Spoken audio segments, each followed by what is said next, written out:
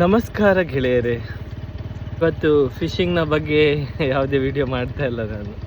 ನಾನು ನನ್ನ ಫ್ರೆಂಡ್ ಯತೀನ್ ಅಂತ ಇದ್ದಾರೆ, ಇಲ್ಲಿ ಕಡೇಕಾರಲ್ಲಿ ಅವ್ರದ್ದು ಮನೆ. ಹಾಗೆ ಅವರನ್ನು ಭೇಟಿ ಆಗ್ಲಿಕ್ಕೆ ಅಂತ ಬಂದೆ. ಹೋಗುವಾಗ ಇಲ್ಲಿನ ವ್ಯೂ ನೋಡಿ ನನಗೆ ತುಂಬ ಖುಷಿ ಆಯಿತು. ನಿಮಗೂ ತೋರಿಸ್ತೇನೆ ನೋಡಿ ಹೇಗಿದೆ ಅಂತ. ಅಲ್ಲಿ ಗದ್ದೆಯಲ್ಲಿ ಭತ್ತ ನೆಟ್ಟಿದ್ದಾರೆ, ಅಲ್ಲಿ ದೂರದಲ್ಲಿ ಖಾಲಿ ಬಯಲು ಸೀಮೆ.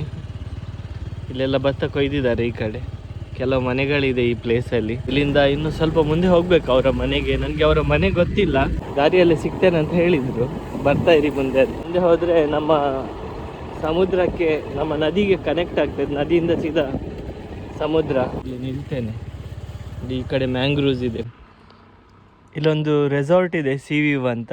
ಅದರ ಮುಂದ್ಗಡೆ ನಾನು ನಿಂತಿದ್ದೇನೆ ನೋಡಿ. ಇದು ಸಿ ವಿವ್ ರೆಸಾರ್ಟ್ಗೆ ಹೋಗುವ ಎಂಟ್ರೆನ್ಸ್. ಒಳಗಡೆ ಒಳ್ಳೆ ರೆಸಾರ್ಟ್ ಇದೆ. ಇಲ್ಲಿ ಮ್ಯಾರೇಜ್ ಫಂಕ್ಷನ್ಸ್, ರಿಸೆಪ್ಷನ್ಸ್, ಪಾರ್ಟೀಸ್ ಎಲ್ಲ ಆಗ್ತದೆ ಇಲ್ಲಿ. ಒಳ್ಳೆ ಪ್ಲೇಸ್, ಸಿಟಿಯಿಂದ ತುಂಬ ದೂರ, ಪ್ರಶಾಂತವಾಗಿದೆ ವಾತಾವರಣ ಇಲ್ಲಿ ನೋಡಿ. ಸಿ ವಿವ್ ರೆಸಾರ್ಟ್ ಅಂತ ಬೋರ್ಡ್ ಹಾಕಿದ್ದಾರೆ. ನನ್ನ ಸ್ಕೂಟಿಯನ್ನು ಇಲ್ಲಿ ಪಾರ್ಕ್ ಮಾಡಿದ್ದೇನೆ ನೋಡಿ. ಇಲ್ಲಿ ನದಿ ಮುಂದ್ಗಡೆ, ನದಿಯ ವ್ಯೂ.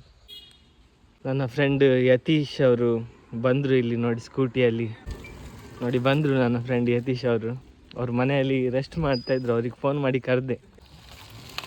ಇಲ್ಲಿ ನದಿ ತೀರದಲ್ಲಿ ಒಂದೊಳ್ಳೆ ಲೊಕೇಶನ್ ಇದೆ, ಅಲ್ಲಿಗೆ ಹೋಗೋಣ ಅಂತ ಹೇಳಿದ್ರು ಅವರು. ಹಾಗೆ ಅಲ್ಲಿಗೆ ಒಂದು ರೌಂಡ್ ಹೋಗೋಣ. ಅವ್ರು ಮುಂದ್ಗಡೆ ಹೋದರು, ನಾನೀಗ ಹಿಂದ್ಗಡೆಯಿಂದ ಹೋಗ್ತೇನೆ. ಅವರು ನೋಡಿ, ಇಲ್ಲಿ ಲೆಫ್ಟ್ ಸೈಡಲ್ಲಿ ರಿವರ್ ಇದೆ. ಪ್ಲೇಸ್ ಸಖತ್ತಾಗಿದೆ. ಸ್ಕೂಟಿ ಹೋಗುವಷ್ಟೇ ಜಾಗ. ಸ್ಕೂಟಿ ಹಾಗೂ ಆಟೋ ರಿಕ್ಷಾ ಹೋಗ್ಬೋದು ಕಷ್ಟದಲ್ಲಿ. ಅವರು ಆಲ್ರೆಡಿ ಹೋಗಿ ನಿಂತಿದ್ದಾರೆ ಎಂಡಲ್ಲಿ. ಇಲ್ಲೊಂದು ಬಸ್ ಸ್ಟ್ಯಾಂಡ್ ಕೂಡ ಮಾಡಿದ್ದಾರೆ ನೋಡಿ, ಯಾವ ಥರ ಆಗಿದೆ ಅಂತ ನೋಡಿ. ಬಸ್ ಸ್ಟ್ಯಾಂಡ್ ಥರ ಮಾಡಿ ಇಟ್ಟಿದ್ದಾರೆ, ಪೂರ್ತಿ ಗಲೀಜಾಗಿ ಬಿಟ್ಟಿದೆ. ಇಲ್ಲಿಂದ ಸುಂದರವಾದ ವ್ಯೂ ಕಾಣ್ತಾ ಇದೆ ನಮಗೆ. ಪ್ರಶಾಂತವಾಗಿದೆ ವಾತಾವರಣ, ತಂಪಾದ ಗಾಳಿ ಬೀಸ್ತಾ ಇದೆ. ನಾನು ಹಾಗೂ ನನ್ನ ಫ್ರೆಂಡ್ ಯತೀಶ್ ಅವರು, ಅವರೇ ಕರ್ಕೊಂಬಂದರು. ನಾನು ಅವರನ್ನು ಭೇಟಿಯಾಗ್ಲಿಕ್ಕೆ ಅಂತ ಬಂದದ್ದು. ಇಲ್ಲಿ ಪಕ್ಕದಲ್ಲೇ ನದಿ ತೀರ ಇದೆ, ನೋಡ್ಕೊಂಡು ಬರೋಣ ಅಂತ ಹೇಳಿದರು. ಹಾಗೆ ಈ ಕಡೆ ಬಂದ್ವಿ.